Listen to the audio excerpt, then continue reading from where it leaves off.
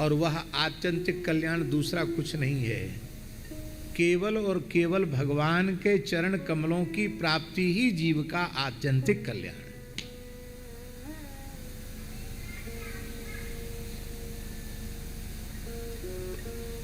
संसार की कोई भी वस्तु मिल जाएगी, उससे थोड़ी देर के लिए हमारे अभाव की निवृत्ति होगी और हमें क्षणिक सुख की अनुभूति होगी, किंतु संसार की जो वस्तु मिली हुई है वो नाशवान है, क्षणिक है, नष्ट हो जाएगी, भ्रष्ट हो जाएगी, तो फिर उसके लिए रोना पड़ेगा। बोले चलो धरती की चीज़ें तो सब विनाशी हैं और उनके लिए रोना पड़ेगा, प्राप्ति में हर्ष है, और जब भी नष्ट हो जाएंगी तो उनके लिए रोना पड़ेगा। स्वर्ग में चलेंगे, स्वर्ग बहुत अच्छा है। हमारे महाराज जी कहते थे कि एक पंडित जी जीते जी स्वर्ग चले गए। उनका प्रेम था यमराज से। यमराज ने कहा प्रसन्न हो कि पंडित जी क्या चाहिए? बोले भाई मरे पीछे तो सब जाते हैं, हमको जीते जी स्वर्ग नरक दिखा दो। तो यमराज उनको ले गए। तो पहले तो नरक में ले गए महाराज माता जी। वहाँ क्या देखा कि एक व्यक्ति को मलमूत्र के कुंड में डुबाया जा रहा है। बड़ा घृणित, बड़ा दुर्गंधित वो मलमूत्र का कुंड है, पीव रक्त से भरा हुआ है और मुगदरों से उसको पीटा जा रहा है और बार बार वो उसमें डूबता है, बाहर निकल के बहुत जोर से हंसता है, फिर उसको पीटते हैं, फिर भीतर चला जाता है, फिर बाहर निकल के हंसता है। पंडित जी ने कहा महाराज इतनी गंदी जगह में हंस कैसे रहा, इतनी पिटाई खा के भी? तो यमराज बोले इसके कुल में कल एक साधु बनने वाला है। ये जिस कुल में है, इस कुल में एक संत कल बनने वाला है। घर द्वार परिवार संसार छोड़कर राम जी की शरण हो जाएगा, जीवन भर भजन करने का निश्चय करने वाला है।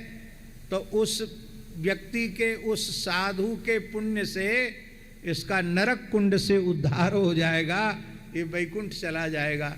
इसलिए हंस रहा है कि 1000 साल से हमको पटक पटक के तुम पटक रहे हो, डुबा रहे हो, पीट रहे हो, और पीट लो, कोई बात नहीं, थोड़ी देर में हमारे लिए विमान आने वाला है। स्वर्ग गए, बड़ी लंबी कथा है, हम तो थोड़ी सी सुना रहे हैं। स्वर्ग गए तो वहाँ क्या देखा, एक देवता विमान पर बैठा है, बड़े बड़े गंधर्व हा हा हू जैसे गंधर्व वीणा मुर्ज मृदंग आदि बजा करके गा रहे हैं, अप्सराएं नाच रही हैं, कोई चमर लिए है, कोई छत्र लिए है, और कोई पानदान, कोई पीकदान, कोई इत्रदान लिए हुए है। बड़ा क्या कहना उसका, ठाट बाट निराला है। लेकिन वो बार बार अपने विमान में बैठ के बेहोश हो जाता है। पंडित जी ने कहा इसे कौन सी बीमारी लग गई, ये इतनी सुख सुविधा में है, फिर ये बार बार बेहोश क्यों हो रहा है? बोले इसकी बेहोशी का कारण 2 हैं। एक कारण ये है कि जब कोई व्यक्ति स्वर्ग जाता है तो उसके गले में माला पड़ जाती है, और ज्यों ज्यों पुण्य क्षीण होते हैं एक एक फूल सूखता चला जाता है। अब इसकी माला में 10-5 फूल ही खिले हुए बचे हैं, तो उन खिले हुए फूलों को देखता है तो घबरा जाता है, उसको हृदय की गति बढ़ जाती कि बस अब ये भी सूखेंगे और क्षीणे पुण्य मर्त्य लोकम विशंति। तो एक तो ये डर है इसकी माला के पुष्प सूखते चले जा रहे हैं, इससे बेचारा बेहोश हो रहा है देख देख करके। दूसरा ये है इसके खानदान में ऐसा कपूत पैदा होगा, ऐसा कपूत पैदा हुआ है, कुपुत्र पैदा हुआ है इसके खानदान में कि वह जुआ खेलेगा, मांस खाएगा, मद्यपान करेगा और परस्त्री गमन करेगा, और ये सब क्रिया कल ही करने वाला है। तो इसके पुण्य और जल्दी क्षीण हो जाएंगे और इसको धरती पर नहीं, अपनी संतान के पाप के कारण इसको नरक में जाना पड़ेगा। इस कथा से माता जी एक संकेत मिलता है कि हमारे अच्छे बुरे कर्मों का परिणाम, अपने किया हुआ परिणाम पूर्वजों को भी भोगना पड़ता है। इसलिए हम कभी कोई ऐसा कर्म न करें उसका परिणाम हमारे परलोकस्थ पितरों को भोगना पड़े, उनको भोगना पड़ेगा तो वे शाप अवश्य देंगे। आप लोग कहेंगे भाई को न काहू सुख दुख कर दाता, निज कृत कर्म भोग सब भ्राता।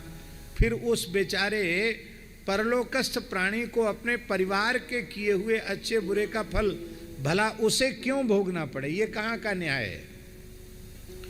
महाराज जी, उसको इसलिए भोगना पड़ता है क्योंकि उसकी अपने परिवार में आसक्ति बनी हुई है। ध्यान में आई बात?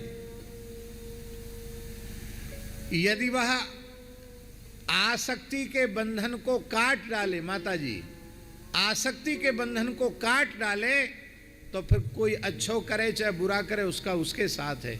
उस मुक्तात्मा के ऊपर न किसी के शुभ का प्रभाव पड़ता है, न किसी के अशुभ का प्रभाव पड़ता है। इसलिए सबसे अच्छी बात है जीते जी जीवन में यह अवस्था आ जाए कि हम किसी के नहीं और हमारा कोई नहीं, हम तो हमारे राम जी के और राम जी हमारे हैं। हम केवल और केवल भगवान के हैं और केवल भगवान ही मेरे हैं। ये भाव भीतर से पक्का हो जाए, सुदृढ़ हो जाए।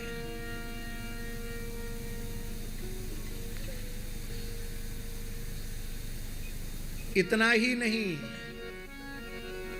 गुरु लोग बड़े प्रसन्न होते हैं, हमारे इतने चेले हो गए। चेलों का किया हुआ भी गुरु को भोगना पड़ता है। हाँ, लिखा है। अपने मन से हम एक बात भी नहीं बोलते हैं। स्कंद पुराण में भगवान व्यास कह रहे हैं